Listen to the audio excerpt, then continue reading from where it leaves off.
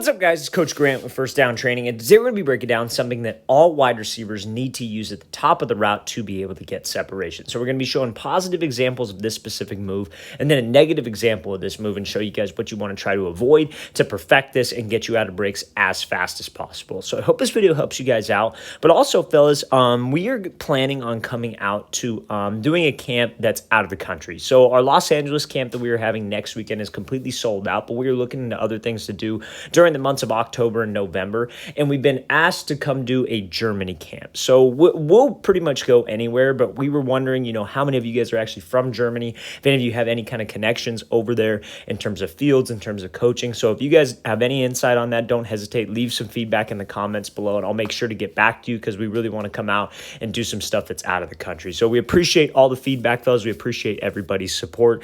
Let's get started with this video. So now, first break we're going to be talking about here is this violent hip drop from Keenan Allen. So when you guys get into a break, this is something that you always want to do on routes like a whip route, for example, on routes like a comeback, a curl, maybe a dig, maybe even an out route when you have to throw by and slip under somebody. You have to be able to drop your hips to change direction. So what are the mechanics of that? Because everybody talks about, oh, you want to snap down, or you want to have that trigger step, you want to have a violent hip drop. But where do we need to actually get when I do that?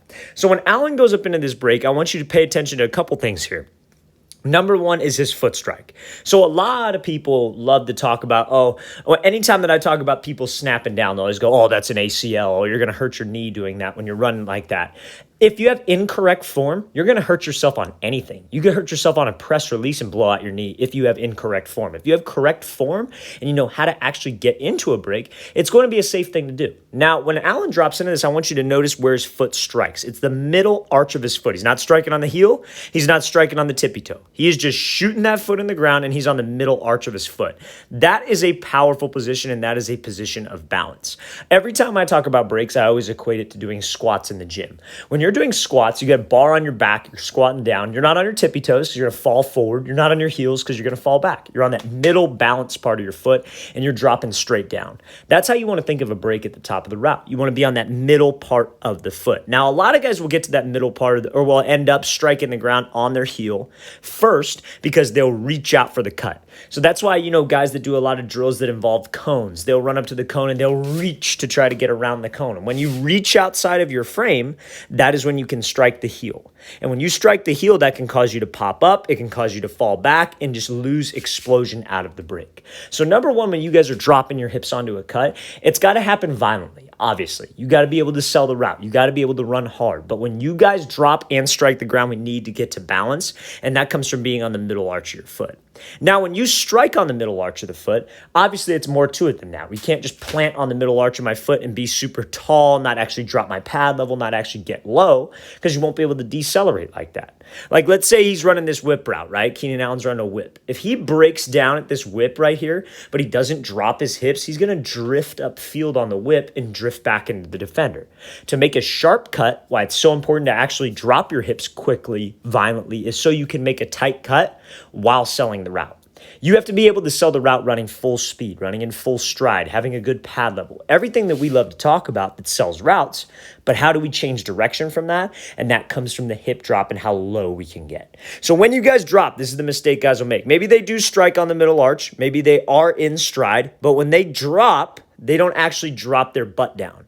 What they do is they bend at their waist and they lean almost forward. So you've probably seen guys do that before. They'll snap down, but there is no change in levels of their lower half. At their waist, they almost lean forward. They like hinge at the waist, as I like to say. And it's like their chin goes like over their feet.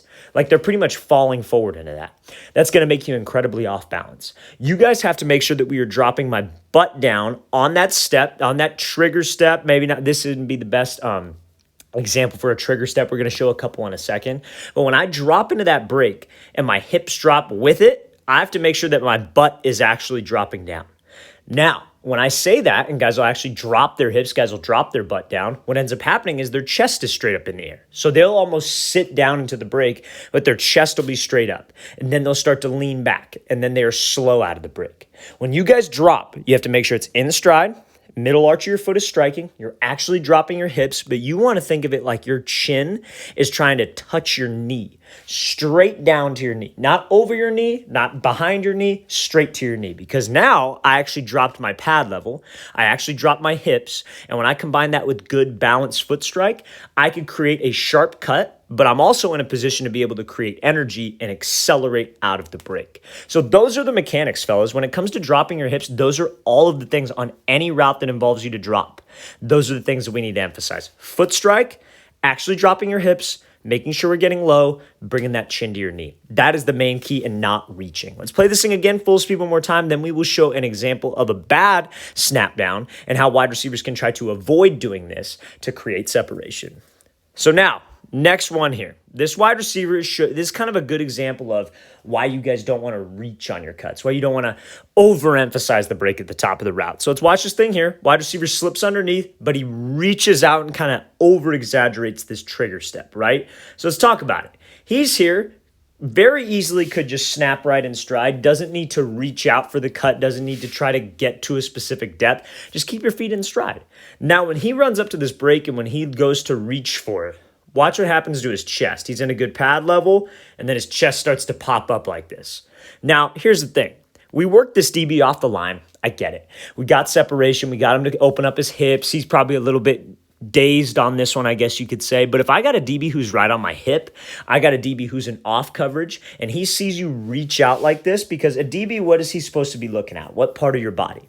Your hips, right? So when he sees you reach out for a cut, he sees your pad level go up. He sees you raise your chest, raise your hips. So what does that tell him? That tells him that a break is coming, and he's going to be anticipating that break, and he's going to be able to slow his feet down to drive on this thing. Because DBs, trust me, are looking for any kind of indicator. That hip drop, that snap down, whatever you want to call it, has to happen suddenly, and it has to happen on a dime. But when you over-exaggerate and reach, that is when it doesn't happen on a dime. And I want you to see what's striking the ground first for him, the heel, because he's reaching outside of the frame. So when you reach outside the frame, the heel strikes. That is a lot of pressure. That position right there, you see how his foot is flat and his leg is still extended? That is a ton of pressure on the ankle, on the Achilles, and on the knee. That is a good way to hurt yourself, fellas. You have to make sure that we are dropping in stride and staying on the middle arch. Foot cannot get outside of my frame, okay? Because now when he drops, see how he kind of pops up a little bit at the break point? That's exactly what I'm talking about. We don't want to stand up right after we drop. We want to drop. I want to keep that foot in stride. I want to stay in a low position and not pop my butt up so I could actually drive back to the ball or make a sharper cut if I need to. All that can be solved, fellas, by him just trying to drop right in stride, staying on the middle arch of his foot, and not trying to reach for the depth of the route. Something that might be able to help you, because it's very easy for me to sit here and say, hey, don't reach. Well, how do I fix that? How do I not reach? What's something I can think about to fix that? And when you guys are running routes, what I always tell my receivers is try to keep your chest slightly ahead of your waist. If you're running downfield and your chest is slightly ahead of your waist and you're just thinking about dropping your hips, you're not going to reach, because if your chest is always in front of your waist, slightly, not like leaning forward, but if your chest is ahead of your waist, you're not going to reach. And you just think about dropping, you physically cannot do it because your chest won't allow you to do it. So just make sure we are thinking about that, fellas. Reaching causes a lot of bad habits at the top of that route. Let's play this thing again, full speed one more time. Again, great job with the release. Great job pushing vertical. We just cannot reach and give that indicator on the route. All right, so last clip I want to talk about here, and I want to talk about how you guys getting low can help you get out of breaks in the least amount of steps also. So when you guys are running routes, how many of you have probably heard, whether it's like a comeback, a curl, whatever it is, coach say, oh, you took too many steps at the top of the break. I'm sure we've all probably heard that, and it's a real thing. I think sometimes steps are a little bit excessive, but also I think sometimes guys don't understand the importance of selling fade or selling the route that they're trying to work, and they worry too much about steps when steps are kind of should be the least of your worries at a certain point until you get to a certain point. So let's talk about this right here. This wide receiver breaks, snaps, and he gets out of this route fast. So obviously that outside foot is like the trigger step. That's the step that we have to get low, right? You don't want to reach. You want to be on the middle arch of your foot. You want your waist to actually drop. You want that chin to go straight to your knee. That's a pretty good position to decelerate. Now, people don't get to that point. What guys try to do is, like, you see how many steps he gets out of. That's his first step. he pivots, that's his second, that's his third, and he's able to drive right off of that and get out of the break in 3 steps. But what so many guys try to do is that they get so caught up in taking these 3 steps when in fact it is a very, very hard thing to do, getting out of a break in 3 steps. So what they'll do is they'll run a route like, let's say it's a comeback, but instead of just snapping down on a dime at like, let's say it's 15 and maybe getting out in 5 steps, they will run up, slow down at 13, to make sure they get out in 3 steps at 15. And then whenever I talk about steps, people be like, oh, well, I could get out of a comeback in 3 steps. You probably can't because you're not selling vertical hard enough. If you can do it and sell vertical, more power to you. And that's obviously something that we want to try to strive for. But how we can get out of the break in the least amount of steps possible is by getting low and having a pivot step. It is about how fast you can get your hips out of the break, not necessarily the amount of steps that you take. Because if I take 5 steps faster than the next guy who took 3 slow steps, who's out of the break faster? The guy who took 5 steps, right? Because again, it's about speed. It's about time. If I take 5 steps faster than somebody takes 3, I'm still out of the break faster. Don't get so caught up in steps. Be caught up in getting your hips around and your hips out of the break because that's what eliminates time. So how we do that is when you guys snap down, that second step should pivot you. You see how his second step, his toes are almost pointed towards the line of scrimmage, as that starts to turn your hips. Same thing if you were running like a comeback. That's an easy one to understand. You snap down with the left foot, then your right foot starts to pivot. So now my hips are starting to turn. Left foot can hook around again. Maybe I take a couple extra steps, but I'm getting my hips turned out of the break. This pivot step will only work if you get to the low explosive spot that we talked about in the very first clip.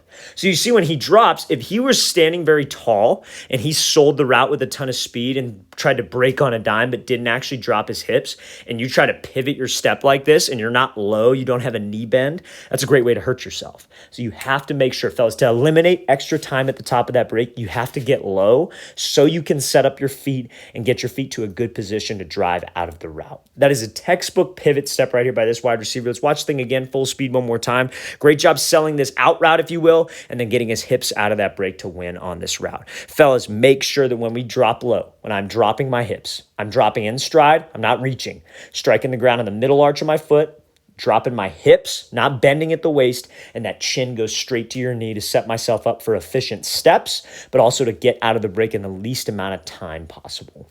All right, fellas, I really want to thank you for watching. I really appreciate it. If you have any questions on all this stuff, please don't hesitate. Leave those in the comment section below. And also, if you guys are in any part of Germany, any part, overseas, any different country, and you would like us to come out to your area to host a camp, like I said, we'll go anywhere. We want to help out as many people as we possibly can, and Germany is number 1 on our list right now. So if anybody has any kind of connections, in terms of a field, in terms of people that they work with out there, that we would really, really appreciate any help, because obviously we're from the U.S. and we don't have too many connections over there. But we know we have a big audience over there. So we appreciate all the help, fellas. We appreciate everybody coming out to the camps, helping us sell out the last 5 camps that we did.